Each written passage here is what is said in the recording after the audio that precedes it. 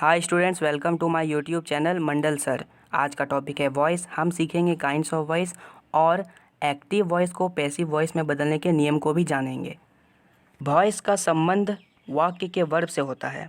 इससे मालूम होता है कि सब्जेक्ट द्वारा कार्य हो रहा है या सब्जेक्ट के बदले कोई और दूसरा कार्य कर रहा है। वॉइस दो प्रकार के होते हैं, एक्टिव वॉइस और पैसिव वॉइस। एक एक करके दोनों को देखते हैं। Active voice.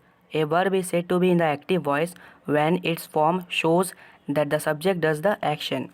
अगर वाक्य का सब्जेक्ट खुद कार्य करता है तो वर्ब का वह रूप एक्टिव वॉइस में कहलाता है। For example, Tom eats a mango. Tom एक आम खाता है। इस सेंटेंस में सब्जेक्ट है हमारा टॉम। यहाँ आम खाने का कार्य सब्जेक्ट खुद कर रहा है, यानी कि टॉम। इसलिए इस वाक्य के वर्ब यानी ईट्स को हम एक्टिव वॉइस में कहेंगे।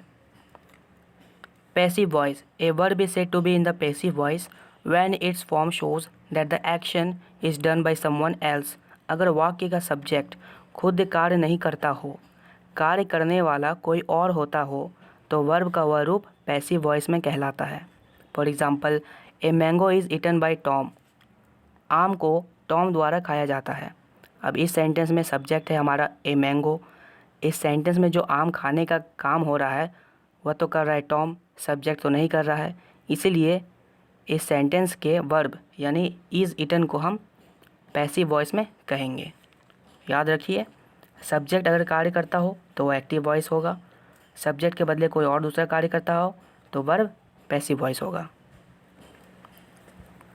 एक्टिव से पैसिव में बदलने के नियम को जानते हैं।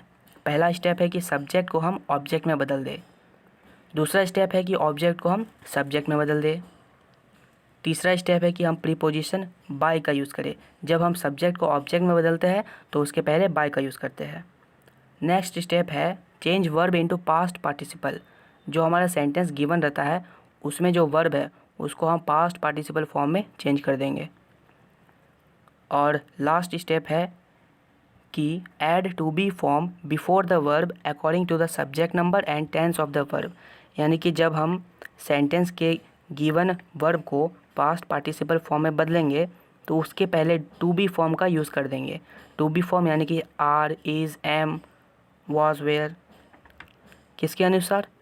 सब्जेक्ट के नंबर के अनुसार और टेंस ऑफ द वर्ब। जब भी हम सब्जेक्ट को ऑब्जेक्ट में बदलते हैं तो इसके रूप बदल जाते हैं। जैसे कि आई बन जाता है मी, वी बन जाता है अस, यू सेम रहता है ही से him, she her, it same रहता है दे बन जाता है हमारा देम। चलिए एक एग्जांपल देखते हैं। Aditya writes a letter. आदित्य एक पत्र लिखता है।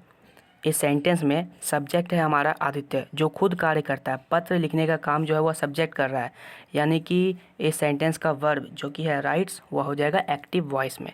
इसे हमें बदलना है पैसिव वॉइस में।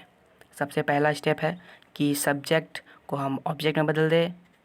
तो हमारा जो सब्जेक्ट है आदित्य उसको हमने ऑब्जेक्ट में बदल दिया और साइड में लिख दिया आदित्य। जब हम सब्जेक्ट को ऑब्जेक्ट में बदले तो उसके पहले बाय का यूज़ कर देंगे। बाय हमारे एक प्रीपोजिशन है तो यहाँ हो जाएगा बाय आदित्य।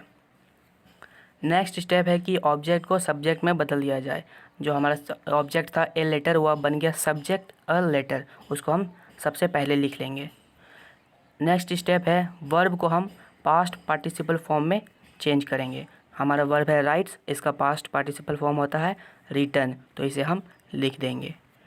और जो आखिरी स्टेप है वह है कि जब हम वर्ब को पास्ट पार्टिसिपल फॉर्म में बदलेंगे तो उसके पहले टू बी फॉर्म का यूज़ करेंगे।